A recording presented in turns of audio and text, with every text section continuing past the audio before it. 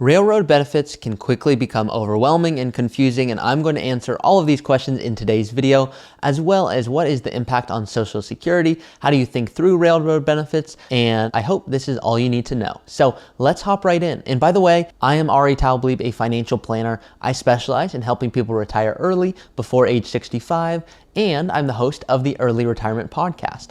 Now, I've been getting a lot of questions about railroad benefits, Tier 1 benefits, Tier 2 benefits. How do I maximize all of this, especially when there's other income sources? I'm gonna have future RMDs. How do I think about planning on that end? Should I collect Social Security early, even if it's a smaller amount, and then switch to a different railroad benefit in the future? What about my spouse? So as you can imagine, it quickly becomes a lot. If you have specific questions on this or just want to go through a planning strategy with someone to discuss your railroad benefits, that is something that I do as well. So please know you can apply below and I would be happy to walk through that process with you. But let's talk about today's video first.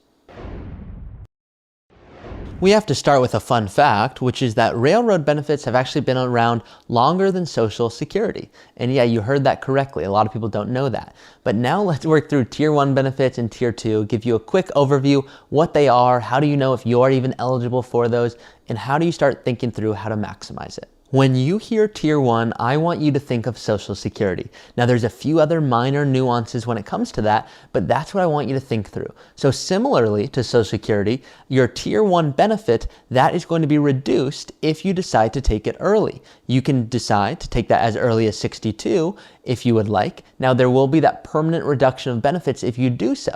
So when people right off the bat are like, Ari, when on earth should I collect, or when should I elect to do that? What I'll come back to them with is, when on earth are you going to pass away? Because no one wants to talk about it. I know it's not a fun topic, but if we knew exactly when you'd pass away, it'd be very easy. But we don't. And so that's why you have to go through a full process to understand, okay, when should I maximize and really decide, yes, this is when I want to collect this. Now I can already hear some of you going, Ari, wait a second. I've worked over 30 years. I've been working really hard and I'm at a railroad benefit approved company. What about age 60 for me? Do I have to wait until age 62? Isn't that what you just said? Yes. However, check this out. Once you have done over 30 years, and so a lot of people who have done 25 years or 28 years, you're just not quite there yet, you get a full benefit, no reduction, age 60. Now, I have to say that is once you are over 30 years at a railroad benefit approved company. So that is a huge benefit to so many people. And if that is something that you are going, hey, that's me, I've done that,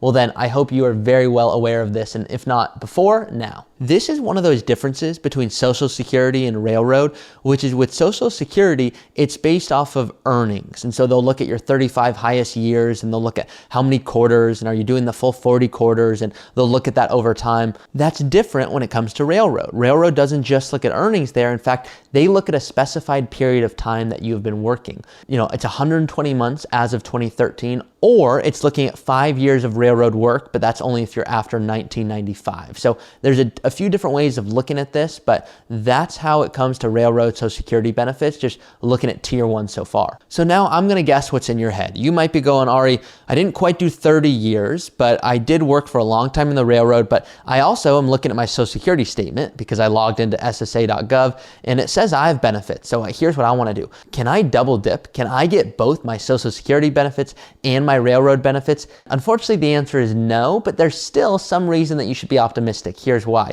You don't get to double dip and in a sense get full Social Security benefits at age 62 and Tier 1 benefits full at age 62. But what you do get to do is say, hey, what makes most sense for you and elect accordingly. So for example, as you're looking at this, if you were to say, yes, I want this Social Security benefit at age 62, that's going to reduce your Tier 1 benefits. Because remember at the beginning of the video, I had talked about Tier 1 benefits and Social Security. Think about them kind of along the same lines. That Tier 2 benefit, that is just going with railroad alone. So don't even think Social Security, no impact involvement there. That's just different. So I don't want you to get that kind of confused in your head. A quick caveat here, let's assume that you did not work over 5 years in the railroad system. You're like, hey, did that not go towards anything because, you know, I didn't qualify for 5 years, so I don't get any railroad benefit? No, that goes back into Social Security earnings. So it's not as if that's just kind of going to waste. So hope that makes sense. Now check out the planning points. This is where it gets fun.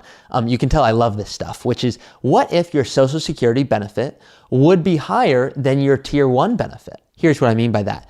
What if you looked at your statement and you're going, okay, I have Social Security benefits, I have my railroad benefit, I see my tier 1 benefit. Sometimes, not all the time, it can make sense to intentionally draw down that railroad benefit. And you're like, why on earth would I do that? Well, the reason you're drawing down that railroad benefit is you are not collecting your Social Security benefit. So instead of collecting Social Security at 62, you allow that to continue and delay and delay and delay. And then at age 70, you elect that. So now you are getting that benefit. Here's when we don't want to do that. If we know that our tier 1 benefit is going to be higher than even if we delayed Social Security, you're going, why on earth would I do that? In fact, we wouldn't do it. So what you want to always run the analysis on is, of course, hey, what are other future goals? So we don't want to just speak to the railroad here. There's of course income needs in retirement, there's pensions, there's taxes, there's insurance, there's estate planning, there's comprehensive planning, which is what I do. I'm anti-vacuum planning. I don't just look at something in a vacuum, but this is an important aspect to it of when you collect, because this is the difference of hundreds of thousands of dollars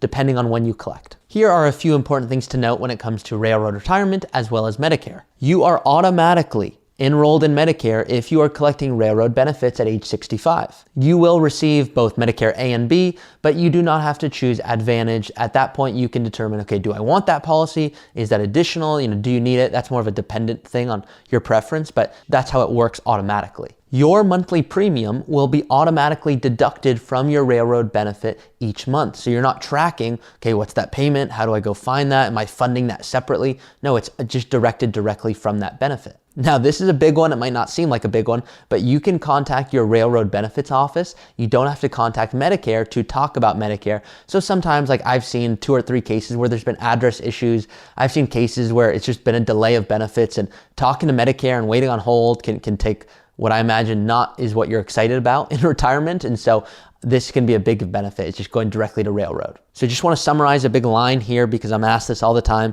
Do I get railroad and Social Security? No, they work together. So you can certainly delay one to be able to grab more Social Security later if that's something you're trying to really just time out to do really well. And if you have other pensions and other income sources, that impacts all of this as well. But wanted to go over a high level overview of, okay, what does railroad benefits entail? What is Social Security? When can you collect railroad benefits? By the way, as a summary, you're eligible with creditable railroad service of 10 years or 5 years after 1995.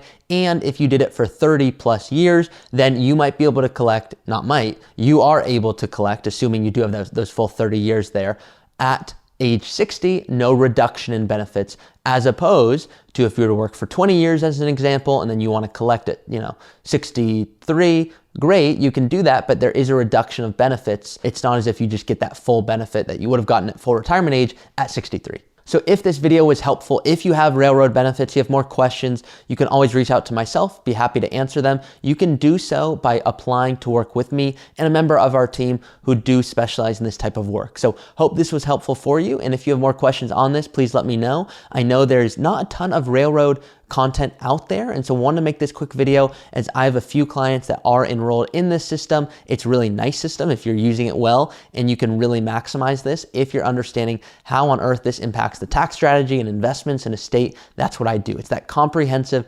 360-degree holistic approach. So hope this video was helpful. Please like it if it was, and subscribe for more content like this. Thank you so much for watching today's video.